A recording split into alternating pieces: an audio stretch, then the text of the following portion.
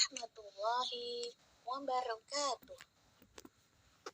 Perkenalkan, nama saya Fatimatuz Zahratul Ula dari MTS Miftahul Falah Talon, Kecamatan Kayen, Kabupaten Pati. Di sini saya akan membahas tentang materi kurban. Kurban merupakan bentuk peribadatan untuk membuktikan penghambaan dirinya kepada Allah Subhanahu wa Ta'ala. Setelah Dia melimpahkan banyak kelebihan rezeki bagi hambanya, maka sebagai hamba Allah tak ada alasan untuk tidak berkorban bila telah mempunyai kemampuan. Agar mendapat kejelasan pernyataan tersebut, berikut saya akan sampaikan apa yang akan kita bahas dalam materi ibadah kurban. 1. Pengertian kurban. Kurban berasal dari bahasa Arab, yaitu dari kata woroba. Woroba yaqrabu kurbanan, yang artinya mendekatkan. Sedangkan menurut istilah, kurban ini adalah menyembelih binatang ternak yang telah memenuhi syarat pada hari yang telah ditentukan, semata-mata untuk mendekatkan diri kepada Allah Subhanahu wa Ta'ala. Dasar perintah kurban yaitu terdapat dalam Al-Quran surah Al-Kautsar ayat 1-3 yang berbunyi, A'udzu billahi minasyaitonir rajim. Bismillahirrahmanirrahim. Inna a'tainakal kautsar fasholli lirabbika wanhar. Inna syani'aka huwal abtar. Shadaqallahul adzim. Yang mana artinya, sesungguhnya kami telah memberikan kepadamu nikmat yang banyak, maka dirikanlah sholat karena Tuhanmu dan berkorbanlah. Sesungguhnya orang-orang yang membenci kamu dialah yang terputus. Dasar perintah kurban yang kedua yaitu hadis riwayat At-Tirmidzi, yang mana artinya sesungguhnya menyembelih hewan kurban itu tidaklah wajib, tetapi sunnah dari Rasulullah Shallallahu Alaihi Wasallam. Sejarah singkat berkurban, yaitu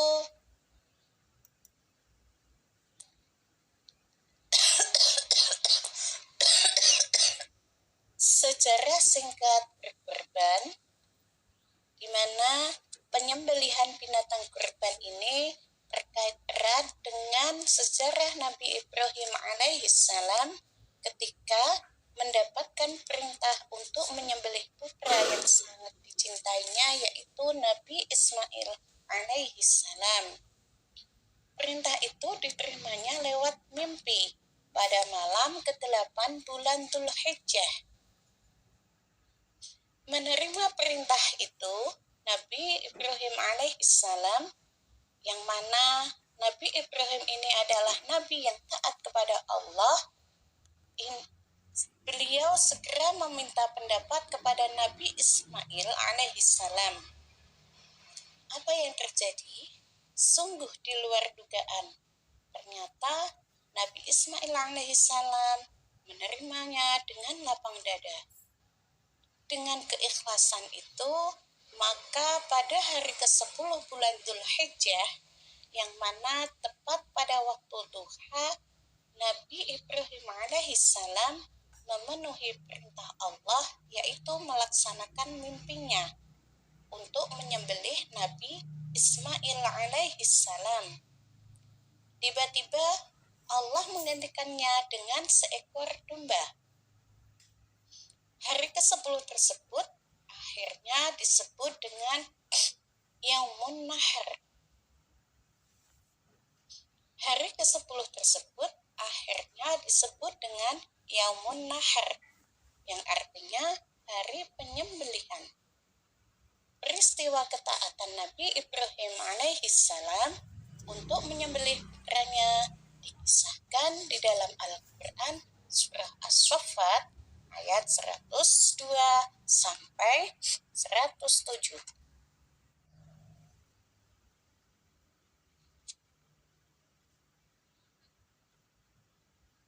Dasar hukum kurban.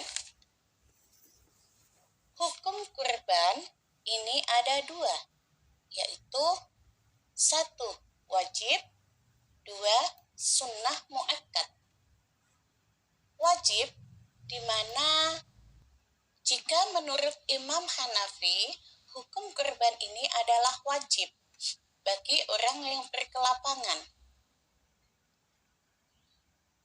Yang kedua yaitu sunnah muakkad, di mana sunnah muakkad ini,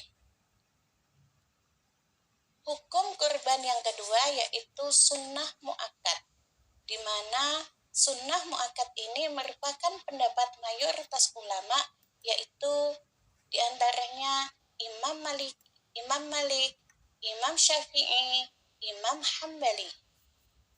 Pendapat ini berdasar hadis riwayat At-Tirmidzi.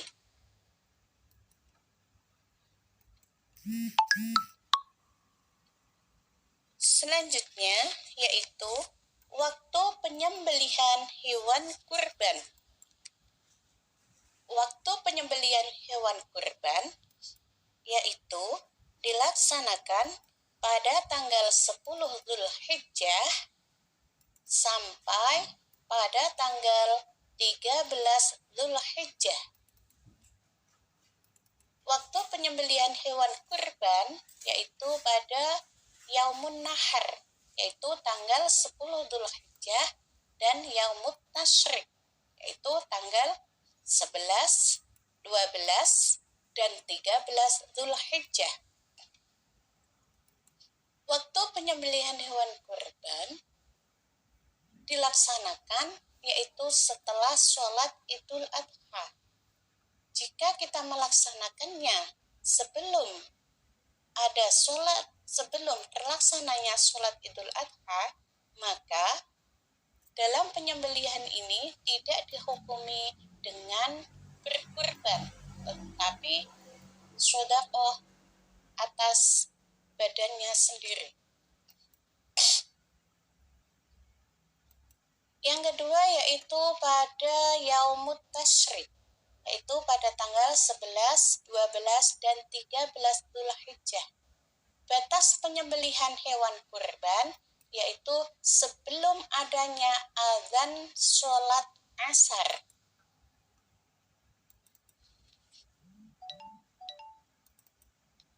Selanjutnya yaitu syarat umur binatang untuk kurban. 1. Unta. Unta ini minimal berumur 5 tahun atau lebih. 2. Sapi atau kerbau minimal berumur 2 tahun atau lebih. Yang ketiga, domba. Domba berumur 1 tahun atau lebih. Yang keempat, kambing berumur 2 tahun atau lebih. Ketentuan jumlah binatang kurban. Untuk hewan kambing hanya diperbolehkan untuk 1 orang saja. Tetapi untuk sapi ataupun unta ataupun kerbau ini diperbolehkan untuk 7 orang. Ketentuan hewan kurban. Ketentuan hewan kurban ini 1. Merupakan hewan ternak. 2. Memiliki usia yang cukup. 3. Hewan dalam kondisi sehat dan tidak cacat. Yang keempat, hewan itu miliknya sendiri. Cara Pembagian daging kurban. Cara pembagian daging kurban ini ada dua. Satu, jika kurban itu nadar, maka seluruh daging kurban wajib dibagikan kepada fakir miskin. Yang kedua, jika kurban itu masuk dalam kategori kurban sunnah, di mana sang pengkurban ini tidak nadar, maka daging kurban dibagi menjadi 3. 1/3 untuk yang berkurban, 1/3 lagi untuk fakir miskin, dan 1/3 lagi untuk kerabat atau orang yang membutuhkan. Sunnah dalam penyembelihan hewan kurban. 1. Membaca basmalah. 2. Membaca sholawat Nabi. Yang ketiga, membaca takbir. Yang keempat, disembelih sendiri oleh orang yang berkorban. Yang keempat, sunnah dalam menyembelih hewan kurban. 1. Membaca sholawat atas Nabi. Yang kedua, membaca takbir. 3. Disembelih sendiri oleh orang yang berkorban. Yang keempat, ketika menyembelih membaca doa yang mana diajarkan oleh Rasulullah Shallallahu Alaihi Wasallam. Bagaimana bunyinya? Bismillahirrahmanirrahim. Allahumma minka wa ilaika udhiyatu fataqabbal minni. Selanjutnya yaitu hikmah berkorban. 1. Hikmah berkorban ini 1. Mengenang ketaatan Nabi Ibrahim. Yang kedua, menambah keimanan dan ketakwaan. Yang ketiga, bentuk rasa syukur kepada Allah Subhanahu wa Ta'ala. Yang keempat, meningkatkan rasa setia kawan dan persaudaraan. Dan yang kelima, membina keikhlasan dalam beramal.